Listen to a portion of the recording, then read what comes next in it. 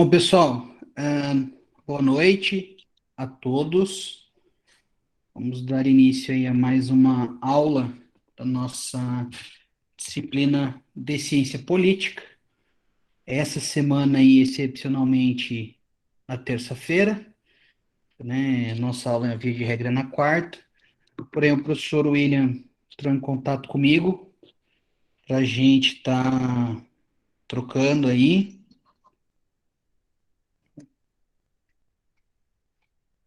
Aí, então, a princípio da semana.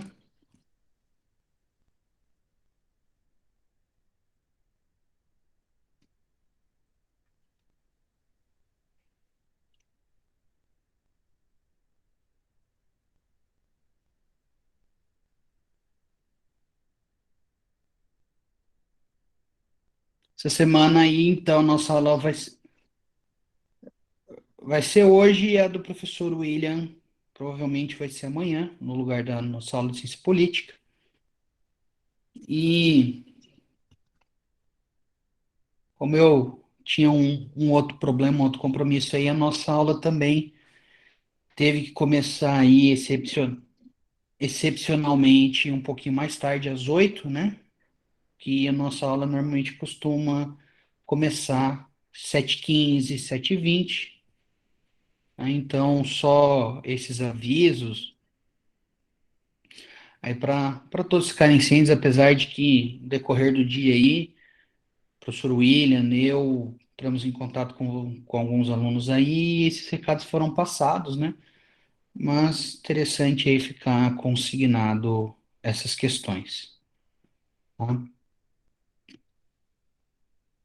Bom, fica aí também, né? Lembrando aqueles que forem participar do nosso grupo de pesquisa, né? O nosso primeiro encontro vai ser segunda-feira que vem. Tá? E a questão do horário lá, 8h30, eu vou passar o link pelo grupo do WhatsApp lá para o pessoal que faz parte, tá? Se porventura alguém não faz parte e quiser participar, só me mandar uma mensagem, WhatsApp, e-mail,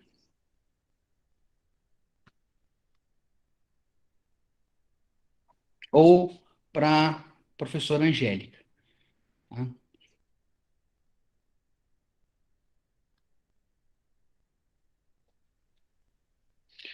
Então, né, partindo aí para o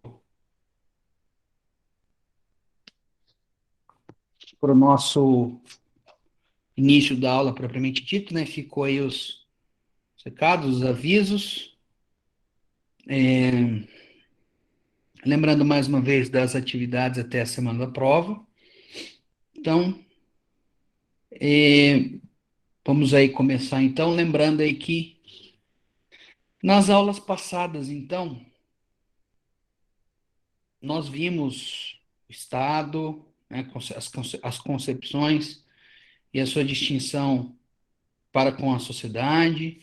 Nós vimos os elementos do Estado, que nós vimos lá os elementos de território, poder e povo, que daí o poder ele também pode entrar como denominado como soberania,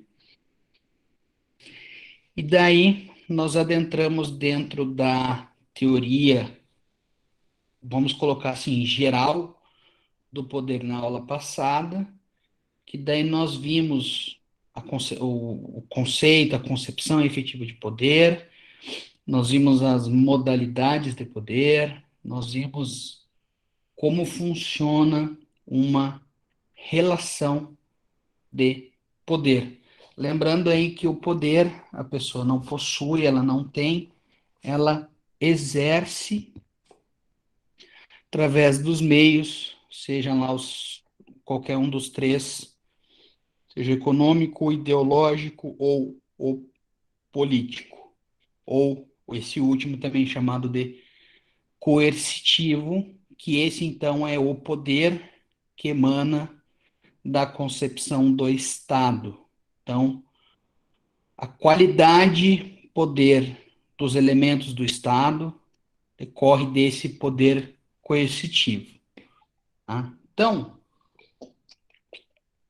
para a gente terminar esse ponto, essa parte, tá, da teoria do Estado, dos elementos do Estado, ficou faltando para nós vermos aí, então, como é que funciona a divisão desse poder. Hoje, né, nós temos o conhecimento, é nítido na nossa Constituição,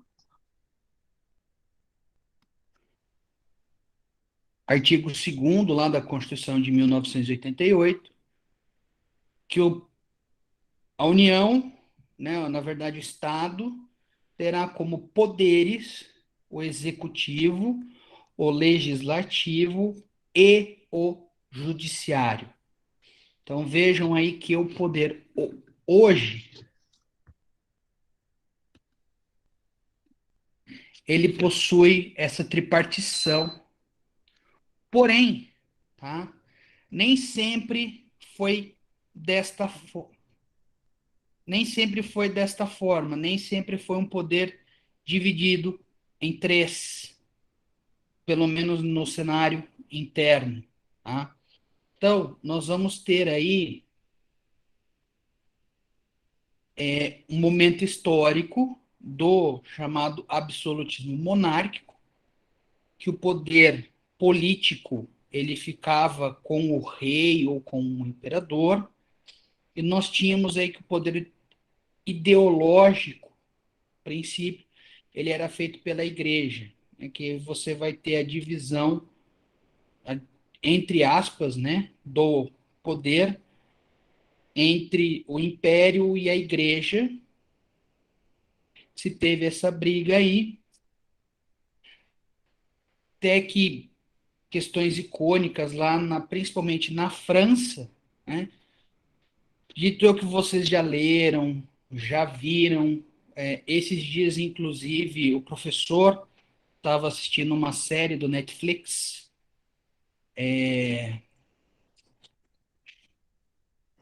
acho que é Nightfall, a tradução, salvo engano, é Templários.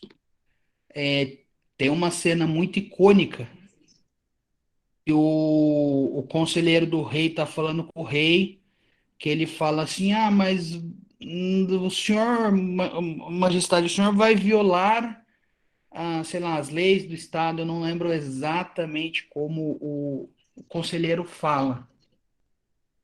Aí o rei vira e fala assim, eu sou o estado, ou eu sou a França, né?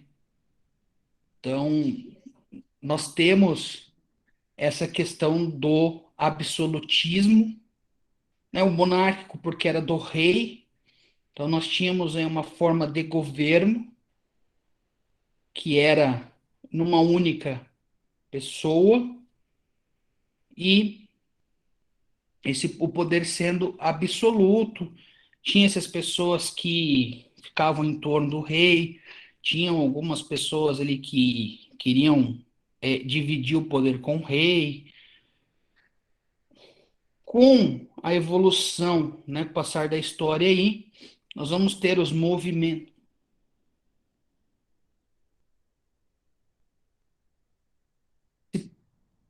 Toda monarquia é absolutista? Não.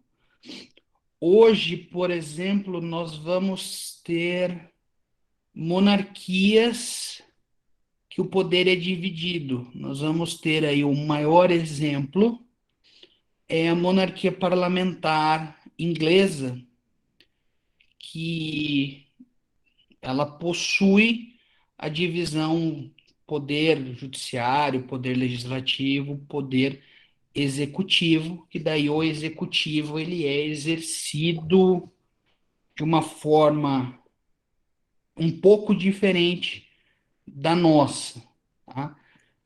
Na nossa, que é o presidencialismo, nós temos a figura do chefe de Estado e chefe de governo numa única pessoa, tá? No parlamentarismo são pessoas diferentes. Você vai ter aí, no caso da Inglaterra, um na figura da monarca, da Rainha Elizabeth, e o outro na figura do primeiro-ministro. Mas não se preocupem que aí nós vamos ter uma aula específica sobre as formas de governo, provavelmente vai ser nossa próxima aula, que daí nós vamos ver essas questões que divergem do presidencialismo e do parlamentarismo, e também aí, se a gente conseguir, do que alguns chamam de semipresidencialismo, ou meio que uma mistura aí do presidencialismo com parlamentarismo, que inclusive é uma discussão que acho que começou a se ter no Brasil,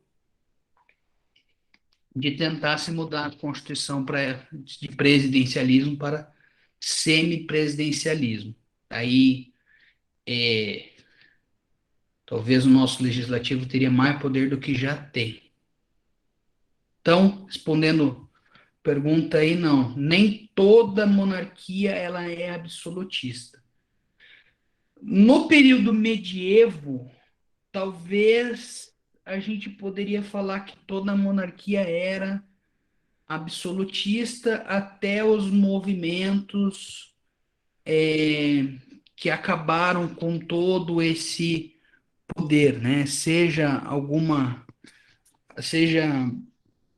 Revolução Francesa, que acabou com a monarquia na França no final ali do século XVIII, e iniciou o movimento chamado de constitucionalismo.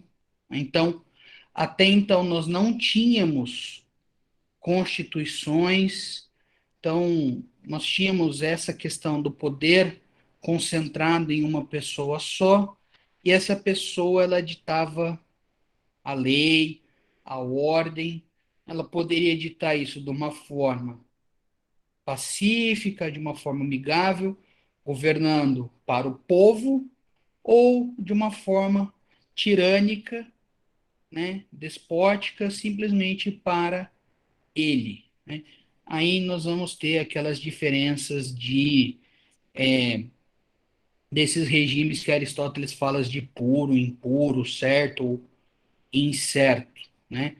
Que aí que ele difere do quando há esse poder exercido de forma correta e de forma não correta, né? Quando ele é feito em favor das pessoas que estão no poder ou em favor daqueles que são os governados. Então, passando por esse momento constitucionalista, tá? Aí nós tivemos a principal referência, né, que foi a obra O Espírito das Leis, de Montesquieu, que ele traz aí, então, a divisão que nós temos hoje, de clássica, né, de poder legislativo, poder judiciário e poder executivo.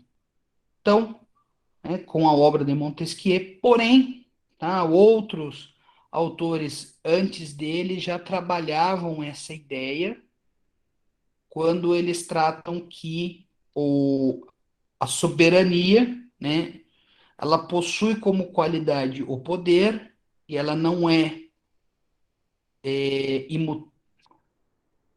absoluta, mas sim relativa, como nós vimos lá, que o representante do poder pode abrir parcela da sua soberania quando se fala em um cenário internacional. Aí então, nós vamos ter essa divisão.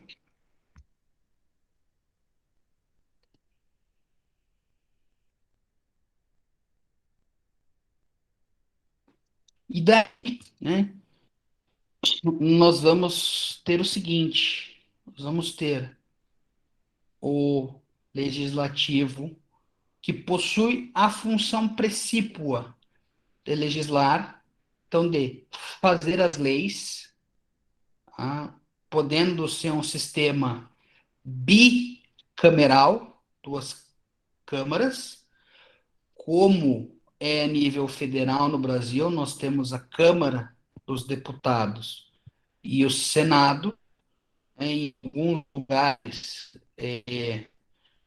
chamado de Câmara Alta e Câmara Baixa, então muda-se um pouco o nome, mas aí se mantém mais ou menos as mesmas funções. Tá? Função principal, então, fazer as leis. O poder judiciário, sua função precípua é julgar. Inclusive, né, como operadores do direito, futuros operadores do direito, aqui vai ser o maior, né, o setor, maior poder que os senhores vão estar trabalhando, né, porque aqueles que exercem esse poder do Estado são os juízes, os desembargadores, os ministros, que compõem os tribunais, que é onde boa parte da função de um advogado, pela Constituição, ela ocorre, né, que é necessário para acontecer a justiça. Hoje se tem aí algumas questões de você tentar fazer algumas coisas fora do poder judiciário, né, com os métodos alternativos de solução de conflitos, como mediação, conciliação, arbitragem, mas via de regra, né, demandas que exigem o poder judiciário. E o poder executivo, que ele possui a função precípua de administrar, né, de gerir, de executar a máquina pública. Então aí você vai pegar o município, o estado, o Brasil, os chefes do poder executivo, prefeito, governador, presidente, eles possuem a função aí de gerir, de administrar, de executar ou de cumprir ou fazer cumprir leis que estão sendo descumpridas. Quando, por exemplo, você permite uma empresa abrir, né, vamos pegar aí a questão da pandemia, nós temos você pode abrir de tal a tal horário, então nós temos aí o poder fiscalizador do executivo, ele vai ver se essa empresa está abrindo efetivamente nesse horário, se não está extrapolando, ou se tem um limite de pessoas, 50% do público, se está respeitando esses 50%, se não está, se não estiver respeitando a aplicação de multas, sanções, então tem-se essas questões. Por que que eu falei para vocês, tá? Função precípua, que cada um dos três poderes possui a sua função típica, sua função primordial. Porém, cada um dos três poderes, eles podem exercer funções atípicas.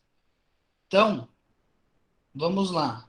O executivo, ele possui a função atípica de julgar.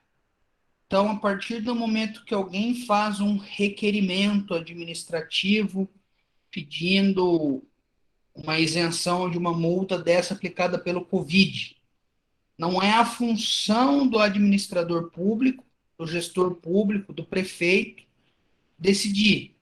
Porém, de uma forma atípica, vai se ter uma decisão, vai sair uma resposta desse requerimento, né? Hoje nós temos aí a nível de segundo grau em Maringá, por exemplo, Conselho de Contribuintes. É um órgão colegiado, como se fosse um tribunal de justiça, porém é administrativo. O administrativo também ele possui a função atípica de legislar quando presidente da República ele edita uma medida provisória.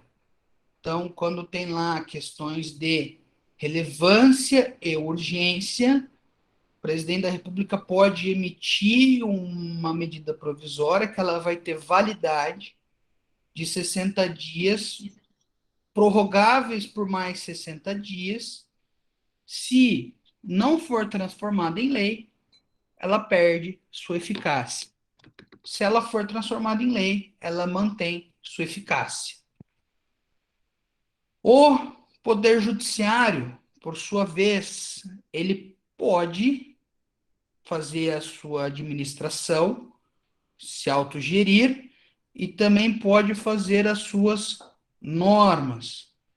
Quando ele faz algum decreto judiciário, o judiciário não vai funcionar hoje, ou o judiciário vai funcionar somente via remota por causa da pandemia. Tá? E o legislativo, ele possui aí a função principal de legislar, de criar leis, porém ele possui a função atípica de poder judiciário, né, de julgar, quando ele faz o julgamento político, né, o julgamento político quando ocorre pedido de impeachment do presidente ou de ministros do Supremo. Então, nós temos essas situações aí que o Poder Legislativo, de forma atípica, ele faz o seu julgamento, ele exerce funções de julgar. Tá? Aí, então, nós temos que os três poderes possuem uma função específica, porém, devido à distribuição da máquina pública, nós vamos ter todos esses problemas. Tá? A Constituição nossa de 88, ela faz toda essa divisão, né, a parte do executivo, da administração pública. Vai estar ali no artigo 37, quando fala do serviço público, vai estar lá no artigo 82, quando fala do presidente, tá? Do que o presidente pode fazer, do que ele não pode fazer. O legislativo, ele vai estar ali os artigos 45, 46 para frente. A questão da medida provisória que eu falei para vocês, salvo engano, é artigo 62, salvo engano, 62, 64, alguma coisa por ali. 64 é emenda constitucional, então provavelmente acho que é o 62 mesmo. Nós vamos ter o judiciário que ele começa do 92, alguma coisa assim, para frente. Então, nós vamos ter todas as atribuições de cada um dos poderes na nossa Constituição. Professor, o senhor está dizendo então que tudo decorre da Constituição. A Constituição ela seria então o maior símbolo de poder de um Estado. Após o movimento constitucionalista, que aí os principais marcos, tá? São ali a Revolução Francesa e a Revolução do Bom Povo de Virgínia, que deu origem às chamadas 13 colônias, aos chamados Estados Unidos da América do Norte, né, as 13 colônias. Nós tivemos esse movimento, então, de se criar as constituições, com a Declaração de Independência do Bom Povo de Virgínia e a Declaração do Cidadão da Revolução Francesa. Então, foram os primeiros arcabouços constitucionais. Então, nós vamos ter um chamado poder constituinte, que ele vai criar a Constituição, vai fazer todo este arcabouço. Tá? Constituição, via de regra, ela traz aí a forma de governo, a forma de Estado, os poderes do Estado, direitos fundamentais. E, de regra, a maioria das constituições nos trazem isso. Aí vocês provavelmente vão ver mais aprofundado a teoria da Constituição, o poder constituinte, na disciplina de constitucional. Que só para entender que é uma qualidade do poder que decorre da soberania. Que não só pelo fato de eu não ter uma Constituição, não quer dizer que eu perdi ou que eu não tenho a minha soberania, mas aí, não tendo uma Constituição, hoje, como se tem todo esse movimento, se torna praticamente obrigatório se ter uma Constituição, tanto que nos regimes autoritários, né, que nós tivemos, não só no Brasil, como na América Latina como um todo, nós também temos essas constituições, tá? Então, é uma emanação da soberania, e daí o que decorre da Constituição é toda essa competência, tá?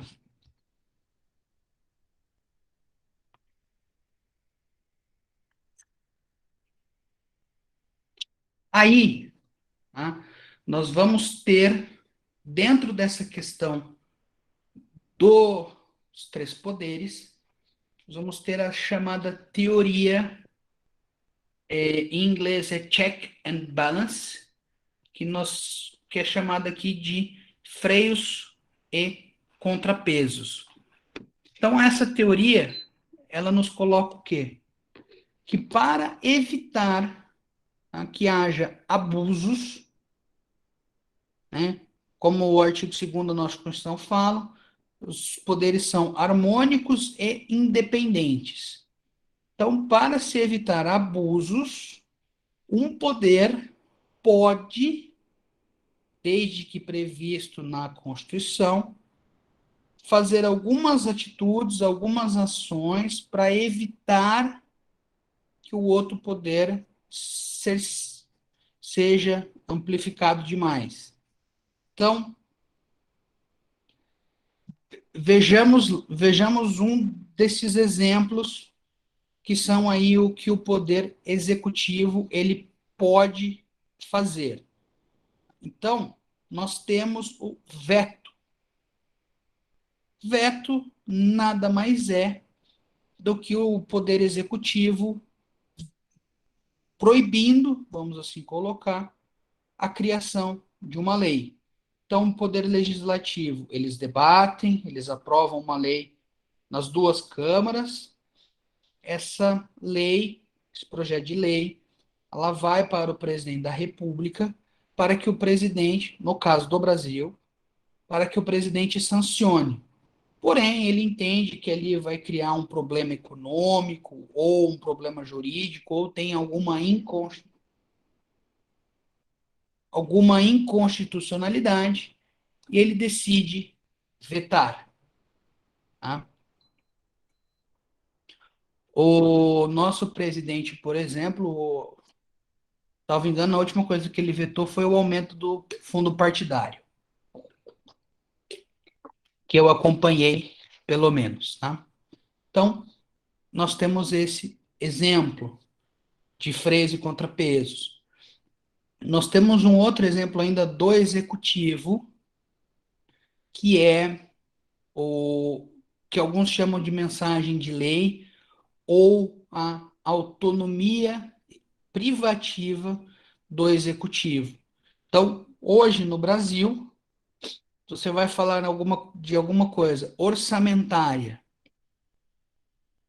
então que envolva orçamento, que envolva tributária, ou que envolva a questão de aumento salarial, por exemplo, de servidores do administrativo, obrigatoriamente, essa lei, para ser válida, ela tem que ter iniciativa privativa do chefe do executivo.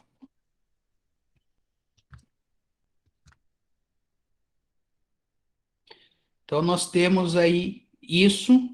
Nós vamos ter também, tá, o chefe do executivo indicando os membros da Corte Suprema, né, do STF.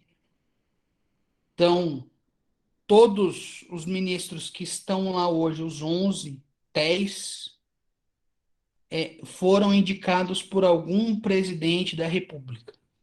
Ah, professor, o senhor concorda? Olha, eu não concordo, porque para eu indicar basta preencher dois requisitos, que é de notório saber jurídico e ilibada conduta moral. Então, assim, são dois conceitos extremamente vagos, que são, inclusive, muito fáceis ou muito difíceis de serem questionados, né? É muito fácil de você comprovar, é muito difícil de você questionar, né? Você vai pegar aí Gilmar Mendes, Alexandre de Moraes, os caras têm vários livros escritos, são sumidades na área deles e tudo mais. Como é que você vai dizer que o cara não tem um elevado saber jurídico? O grande problema é a grande discussão, né, um parênteses, na minha concepção, não veria problema em ter essa indicação pelo presidente da República, até pela questão dos freios e contrapesos, mas na minha visão, na minha concepção, teria que, no mínimo, ser um juiz de carreira, né? Vai pegar ali, tem pessoas ali que tentaram passar no concurso de magistrado e não passaram. Então, só fica essa situação aí. Porque hoje, da composição que nós temos lá, eu acredito que acho que um ou dois só são juiz de carreira.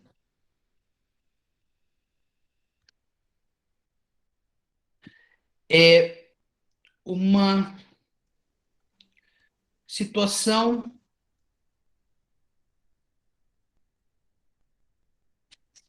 aí que o. Pois não, Felipe? Professor, só para ver se eu entendi certinho, a teoria dos freios e contrapesos, então, seria quando um poder ele pode intervir no outro para evitar algum certo tipo de abuso, né? Um poder pode fazer certa intervenção na decisão do outro, é mais ou menos isso? Exato, exatamente.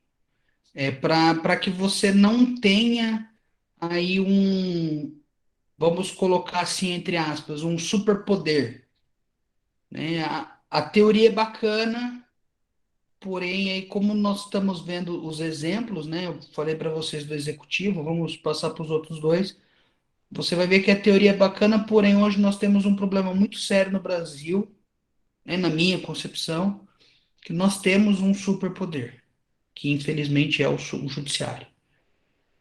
Aí eu posso estar enganado, posso, mas. Então, o legislativo. Então, o que que o legislativo ele pode fazer? Então, ele pode intervir no executivo aí, derrubando o veto do presidente. Então, a partir do momento que o presidente veta uma lei, essa lei volta e o legislativo pode derrubar o veto, né? Eles podem não votar e derrubar a medida provisória e ela cai. Eles podem também fazer aí o julgamento do crime de responsabilidade do chefe do executivo, né? Estão tentando fazer com o atual, mas a princípio não deu certo ainda, né? Não houve nenhuma abertura desse tipo de pedido, apesar de já ter tido feito vários. O legislativo ele pode intervir no judiciário, né? E no executivo na questão da remuneração, porque tanto a remuneração do executivo quanto do judiciário ela decorre exclusivamente de lei. Então, se não tiver uma lei autorizando o aumento salarial não acontece. Né? E o legislativo também tem a função de fazer o deles. Por isso que no Brasil é essa maravilha, que os caras ganham um monte. Porque eu faço lei para mim mesmo, é fácil, né? E o judiciário, ele tem aí a principal situação de fazer aí o julgamento de inconstitucionalidade de leis, quando a lei viola a Constituição, a inconstitucionalidade ou a ilegalidade de atos administrativos. E aí nós podemos entrar na discussão se a nomeação de um cargo em comissão, né, que é um cargo de livre nomeação e exoneração, ele, poder judiciário, ele poderia intervir nessa situação? Eu entendo que não, porém o STF entende que pode, né? Por isso que eu falo para vocês que hoje, tá, muito embora a teoria diga que nós não podemos ter um superpoder, Nós temos hoje na prática um superpoder que é o judiciário, que infelizmente é o STF, até porque nós temos toda essa questão do ativismo judicial, que tudo que os que lhes interessam, eles julgam, né? Então, há coisas que efetivamente é importante ter esse ativismo, concordo, né? Há um exemplo, questão do casamento homoafetivo, né? O legislativo não iria votar isso daí, porque se votasse e fosse aprovado, ou ia ter problema com a bancada, com os eleitores são contra. Se fosse votado e arquivado, ia ter problema com aqueles que são a favor. Então, vamos colocar entre as a batata quente foi para o judiciário fez o julgamento e disse que pode, com interpretação conforme a Constituição, conforme o princípio da dignidade da pessoa humana. Então, ele colocou lá que você pode ter o casamento entre pessoas do mesmo sexo.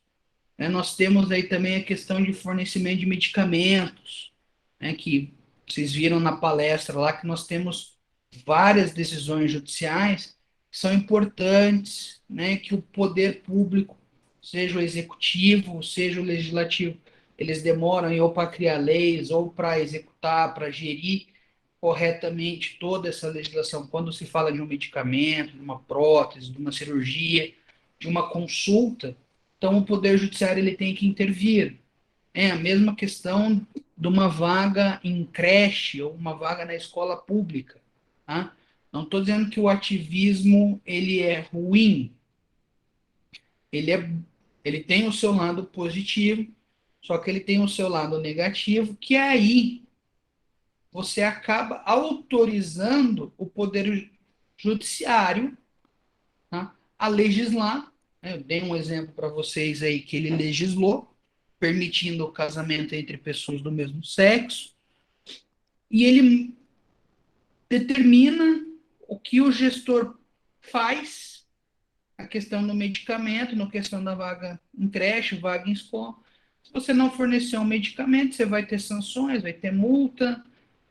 Já teve casos do juiz dar uma ordem que se não cumprisse em 48 horas, ia mandar prender o gestor, né, o executivo.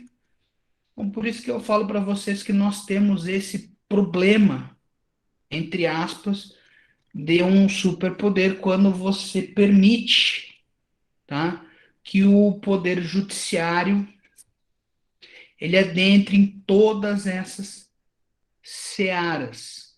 Até porque, assim, nós tivemos até um clamor social aí, né, de que o poder judiciário seria a última salvação, porque o executivo não estava fazendo, o legislativo também não faz, porque é um conchavo entre todos lá, né? Ou, vamos pautar impeachment do Alexandre de Moraes, do Gilmar Mendes, quem quer que seja, no Senado. Um desses ministros do Supremo fala: se você pautar, eu julgo o teu processo aqui, você perde o teu cargo.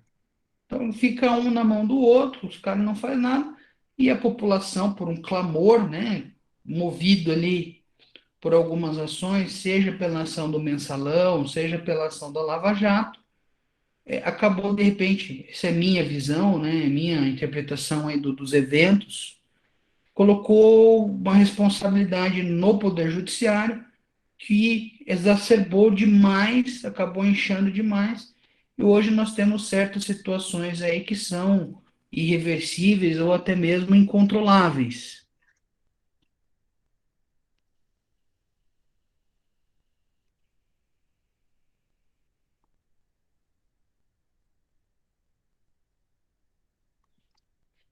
Aí, pessoal, nós vamos ter esse problema que muitos falam, tá? Que é a crise, né, a falência, entre aspas, dessa teoria da tripartição de poderes. E, vindo dessa situação, dessa crise, dessa falência dos três poderes, tá? Hoje nós temos aí o que alguns falam da existência, ou pelo menos da busca de um quarto poder. O Brasil, na primeira Constituição que o Brasil teve, foi a Constituição do Império, nós tínhamos quatro poderes, tá? Nós tínhamos o executivo, o judiciário, o legislativo e o moderador, que talvez seria um poder interessante aí que só existiu naquele momento histórico, depois não existiu mais, que seria um poder aí para, como o nome diz, moderar e não permitir que os três poderes entrassem em desarmonia, como coloquei para vocês aí o problema que talvez nós vivemos hoje aí, que há uma desarmonia, né? Há uma ruptura entre os três poderes, seja com do executivo para com o judiciário, seja do executivo para com o legislativo. Que essa ruptura é ruim para o país como um todo, seja aí porque você não consegue governar, então o barco fica à deriva, seja porque aí você vai ter problemas econômicos, porque o capital estrangeiro não vê com bons olhos um barco à deriva, seja porque nós vamos ter problemas sociais, né? Vocês podem ver aí na internet, nas mídias sociais, na imprensa, que a população está fazendo um movimento pró e contra, então pode-se, um extremo, mas pode talvez se tornar aí uma guerra, um confronto civil. Então nós temos todos esses problemas quando nós temos essa ruptura. Então se tinha aí que era a figura do imperador, que ele poderia fazer essa moderação através do poder moderador, que daí, a partir da Constituição de 1891, 91, não se teve mais esse poder, tá?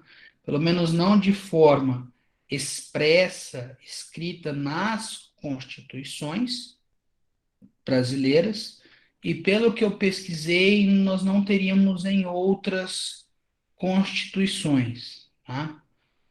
Porém, nós temos no Brasil, se você for tirar aí os períodos ditatoriais, nós temos no Brasil o que alguns teóricos colocam, inclusive hoje nós temos essa teoria, de que nós teríamos um quarto poder, que seria o poder bélico, o poder militar, né? Inclusive, hoje já ouvi pessoas falando que o presidente deveria utilizar lá do artigo, se não me engano, é 142 da Constituição, chamar o Exército, chamar as Forças Armadas, porque as Forças Armadas teriam esse poder moderador para resolver o problema.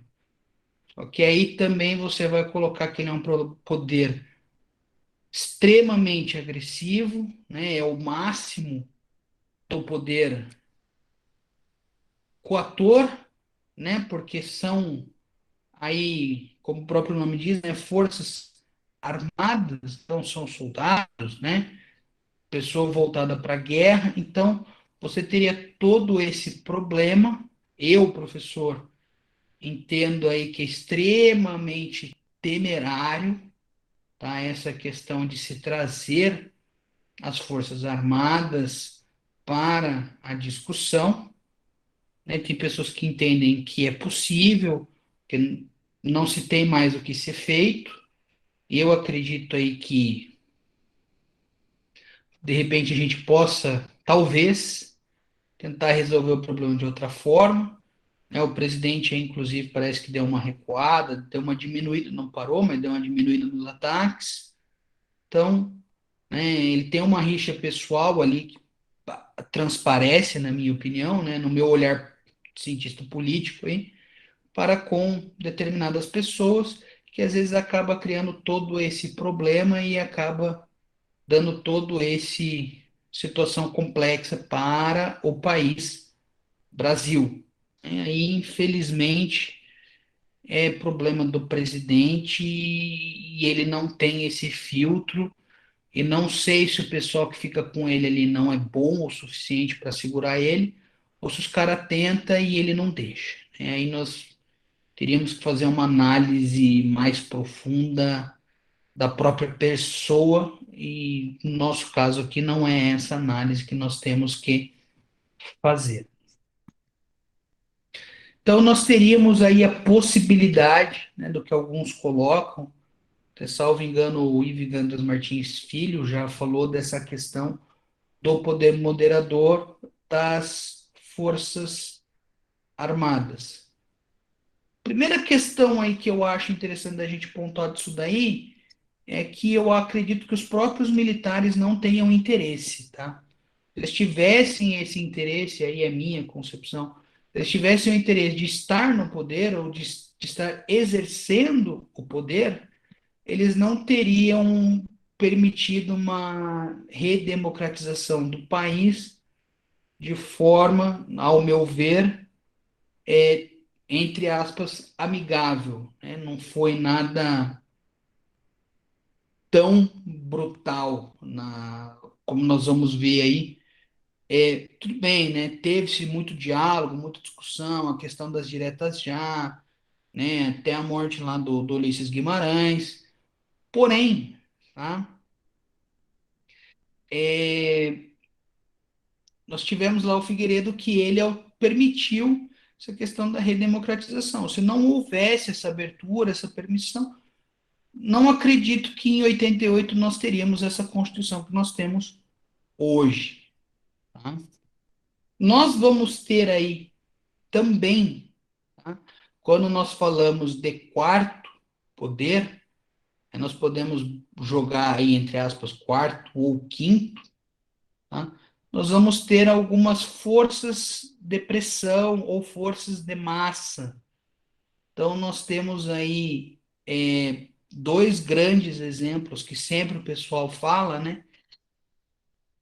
Que é a imprensa, os veículos de comunicação, né? E a sociedade organizada, seja aí, um exemplo, Maringá, através da ASIM, através da OAB, né?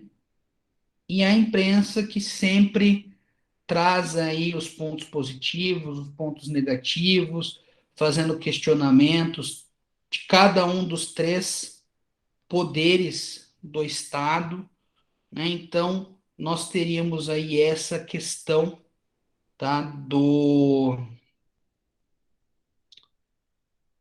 chamado quarto poder, que poderia ser ou a sociedade civil organizada, né, como nós vimos, ou a sociedade como um todo, de forma organizada, em nichos, né, sindicatos, OAB, conselhos de classe em geral, ou a imprensa, ou também nós teríamos esse quarto poder, que seriam os militares. E nós vamos ter todo esse problema, toda essa crise, toda essa falência, toda essa busca através de algo que tente reequilibrar, porque, como nós vimos, né, soberania, que decorre todo esse poder, né, que tem toda essa qualidade de poder, então vamos colocar aí o elemento poder do Estado, ele é uno, ele é indivisível, então, a partir dentro de uma concepção de não que ele não se divida em três poderes, tá? Então, indivisível talvez não se enquadraria, mas que ele é uno, que apesar de ele se dividir, ele se concentra como um único elemento do Estado. Então, o grande problema que nós temos é que a partir do momento que você divide essa unidade, você acaba tendo todos esses problemas que eu elenquei para vocês. Aí nós vamos ter os problemas aí, seja no regime de governo A, B ou C, né? Na forma de governo, regime de governo ou na forma de Estado, né? Se é uma monarquia, se é uma aristocracia, se é uma democracia, se é parlamentar, se é presidencial, se é absolutista. A última, na verdade, não teria esse problema, porque seria tudo numa única pessoa, então você teria mantida a unidade do poder.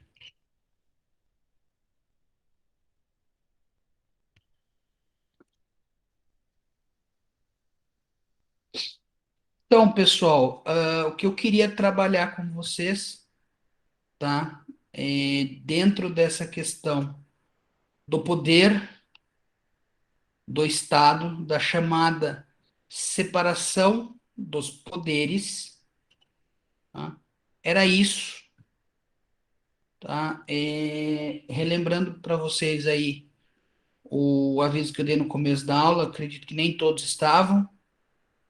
Hoje foi uma questão excepcional aí, né? Acredito eu que semana que vem nossas aulas já voltem a ser nas quartas-feiras, às 7h15, tá? Hoje foi um pedido do professor William, que nós trocássemos, para que eu desse aula no lugar dele.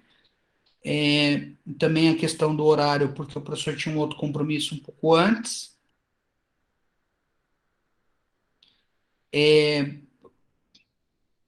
Alguém tem uma pergunta, algum questionamento, algum comentário, alguma dúvida sobre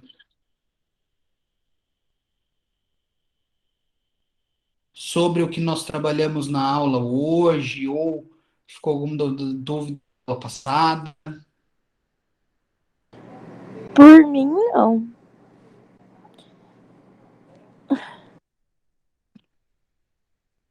Acho que tá tudo certo, né, gente? Tranquilo, professor.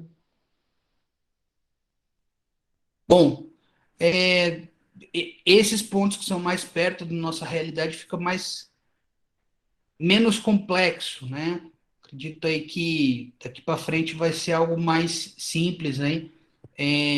Acho que nas primeiras aulas aí estava tendo um pouco mais de problema, que era algo mais introdutório, mais complexo, né? Agora essas questões aí que a gente tem mais exemplos do dia a dia, do nosso cotidiano, até também vocês estão vendo parte disso numa outra disciplina, né? Então acaba não sendo tão complexo, né? Para essas questões, pelo menos é o que eu consigo perceber da reação de vocês. Bom, então era isso que eu queria trabalhar na aula de hoje. Acredito eu que semana que vem, como eu falei, volte a ser de quarta-feira. Se tiver alguma alteração, nós avisamos vocês. Tá? Então, desejo a todos aí uma boa noite, uma boa semana. Até a próxima aula. Boa noite, professor. Boa noite, professor. Bom final de Boa semana. noite. Boa noite, professor. Boa noite. Boa semana. Boa noite, professor. Valeu, boa noite. Boa noite. Boa noite.